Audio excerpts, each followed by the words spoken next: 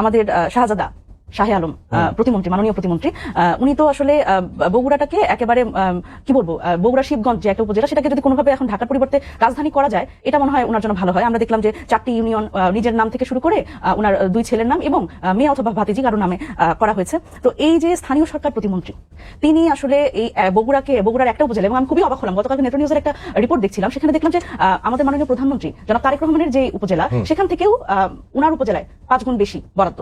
এবং নিজে আসলে স্থানীয় সরকার প্রতিমন্ত্রী হওয়ার ফলে উনি যেটা করছেন যে নিজের এলাকাতেই সব বরাদ্দ নিয়ে যাচ্ছেন। এবং খুবই মজার বিষয়, উনি আবার কিন্তু খানিকটা গণতান্ত্রিক আছে, জানেন কিভাবে? ধরেন উনি যে নিজের ছেলের যে ঠিকাদারি প্রতিষ্ঠান, সেখানেই উনি মোটামুটি আমার কাছে যা তথ্য আমি দেখলাম, সেটা হচ্ছে 13.5 কোটি টাকার মানে কাজ দিয়েছেন। এবং উনি এই জন্যই গণতান্ত্রিক, শুধুমাত্র যে নিজের ছেলের প্রতিষ্ঠানকে দিবে তা না, এটা তো দলীয় নেতাকর্মীরা মনক্ষুণ্ণ হতে পারে। সেখানে উনি বিএনপির ঘনিষ্ঠ এবং দলীয় নেতাকর্মীকে বাকি 53% কাজ দিয়েছে। সুতরাং সবাই মিলেমিশে এক ধরনের যে এই কাজকর্ম ভাগাভাগি করা, বাটোয়ারা করা, এই প্রবণতা ওনার মধ্যে আছে। সুতরাং খুব ভালোভাবে আসলে এটা চালানো হচ্ছে। কিন্তু এটা নিয়ে আপনি দেখবেন যে বিরোধী দল তার কি সংসদে মানে যতটা সরব হবে বলে আমরা মনে করছি, সেই সরব কিন্তু আমরা দেখতে পাচ্ছি না। এবং সারা বাংলাদেশের মানুষ কিন্তু তাকিয়ে আছে সংসদে।